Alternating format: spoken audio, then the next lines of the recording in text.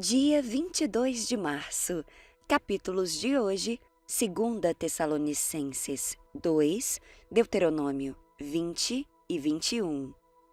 2 Tessalonicenses 2.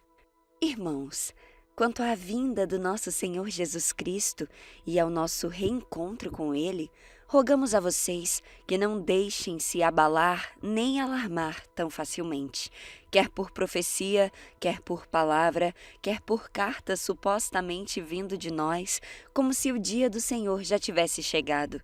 Não deixem que ninguém os engane de modo algum. Antes daquele dia, virá a apostasia, e então será revelado o homem do pecado, o filho da perdição. Este se opõe e se exalta acima de tudo o que se chama Deus ou é objeto de adoração, a ponto de se assentar no santuário de Deus, proclamando que Ele mesmo é Deus. Não se lembram de que quando eu ainda estava com vocês, costumava lhes falar dessas coisas? E agora vocês sabem o que o está detendo, para que ele seja revelado no seu devido tempo. A verdade é que o ministério da iniquidade já está em ação, resultando apenas que seja afastado aquele que agora o detém. Então será revelado o perverso, a quem o Senhor Jesus matará com o sopro de sua boca e destruirá pela manifestação de sua vinda. A vinda desse perverso é segundo a ação de Satanás, com todo o poder, com sinais e com maravilhas enganadoras. Ele fará uso de todas as formas de engano da injustiça para os que estão perecendo, porquanto rejeitaram o amor à verdade que os poderia salvar. Por essa razão, Deus lhes envia um poder sedutor, a fim de que creiam na mentira, e sejam condenados todos os que não creram na verdade, mas tiveram prazer na injustiça. Mas nós devemos sempre dar graças a Deus por vocês, irmãos amados pelo Senhor, porque desde o princípio Deus os escolheu para serem salvos mediante a obra santificadora do Espírito e na fé da verdade. Ele os chamou para isso, por meio do nosso Evangelho, a fim de tomarem posse da glória do nosso Senhor Jesus Cristo. Portanto, irmãos, permaneçam firmes e apeguem-se às tradições que lhes foram ensinadas, quer de viva voz, quer por carta nossa. Que o próprio Senhor Jesus Cristo e Deus nosso Pai, que nos amou e nos deu eterna consolação e boa esperança pela graça, dê ânimo aos seus corações e os fortaleça para fazerem sempre o bem, tanto em atos como em palavras. Deuteronômio 20. Quando saírem para lutar contra seus inimigos e enfrentarem cavalos e carros e um exército maior que o seu, não tenham medo. O Senhor, seu Deus, que os tirou da terra do Egito, está com vocês. Quando se prepararem para a batalha, o sacerdote virá à frente e falará aos soldados. Dirá: ouçam a homens de Israel. Ao saírem hoje para lutar contra seus inimigos, sejam corajosos, não tenham medo. Não se apavorem, nem tremam diante deles, pois o Senhor, seu Deus, vai com vocês. Ele lutará contra seus inimigos em seu favor e lhes dará vitória.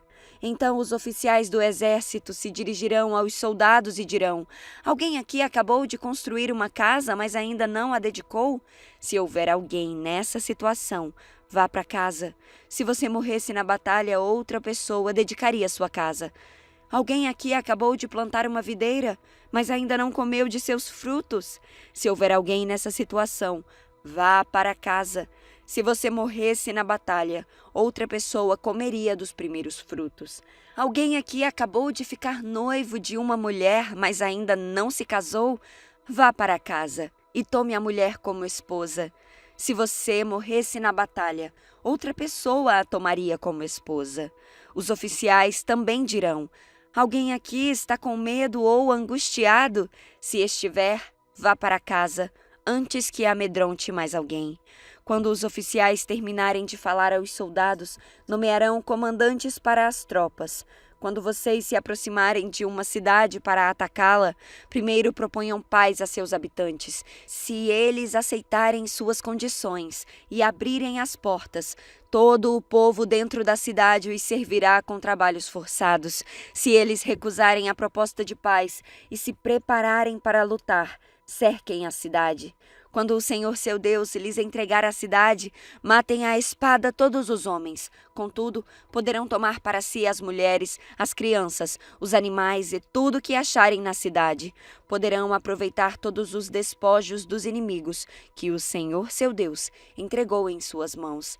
Essas instruções se aplicam somente às cidades muito distantes e não às cidades dos povos que vivem na terra em que vocês entrarão. Nessas cidades que o Senhor lhes dá como herança, destruam todo ser vivo. Destruam completamente os hititas, os amorreus, os cananeus, os ferezeus, os heveus e os jebuseus, conforme o Senhor seu Deus lhes ordenou. Isso evitará que os povos da terra os ensinem a imitar os atos detestáveis que eles praticam quando adoram os seus deuses, coisas que fariam vocês pecarem contra o Senhor seu Deus. Quando cercarem uma cidade e a guerra se prolongar, não cortem as árvores com machados. Comam dos frutos, mas não cortem as árvores. Acaso as árvores são inimigos para que vocês as ataquem? Cortem apenas as árvores que vocês sabem que não dão frutos e usem-nas para fazer o equipamento necessário no cerco à cidade inimiga até que ela caia.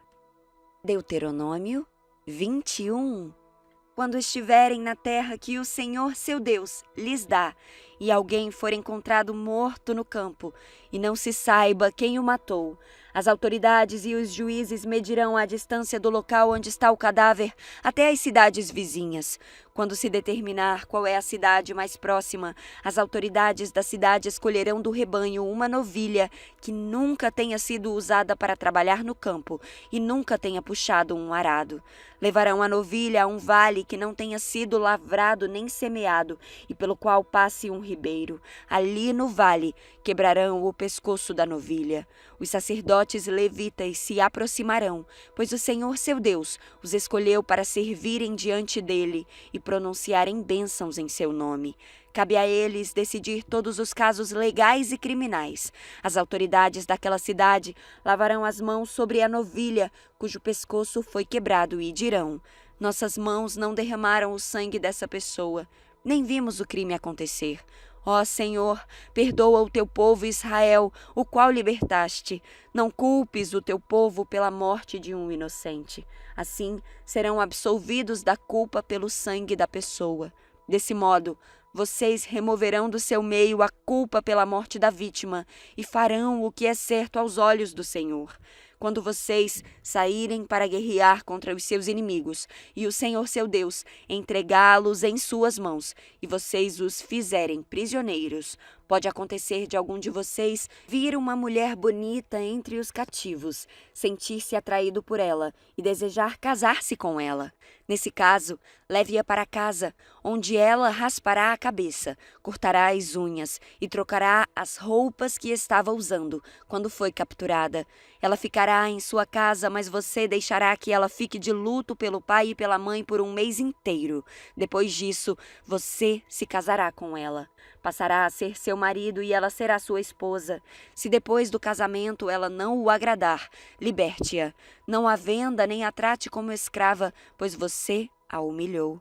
Se um homem tiver duas esposas e amar apenas uma delas, mas ambas lhe derem filhos homens, e o filho mais velho for da esposa que ele não ama, quando dividir sua herança, o homem não poderá dar a porção maior ao filho da esposa amada, como se este fosse o filho mais velho.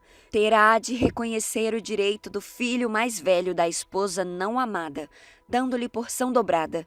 Ele é o primeiro filho do vigor do seu pai, e os direitos do filho mais velho lhe pertencem. Se um homem tiver um filho teimoso e rebelde, que não obedece ao pai nem à mãe, apesar de eles o disciplinarem, o pai e a mãe levarão o filho até a porta da cidade e dirão às autoridades ali reunidas: este nosso filho é teimoso e rebelde, e se recusa a obedecer. É mau caráter e vive bêbado. Então todos os homens da cidade o executarão por apedrejamento. Desse modo, vocês eliminarão o mal do seu meio, e todo Israel ficará sabendo disso, e temerá. Se alguém cometeu um crime que merece a pena de morte, e por isso foi executado e pendurado numa árvore, não deverá permanecer ali pendurado durante a noite. Enterrem o corpo no mesmo dia, pois todo aquele que é pendurado é maldito aos olhos de Deus. Desse modo, vocês evitarão a contaminação da terra que o Senhor, seu Deus, lhes dá como herança.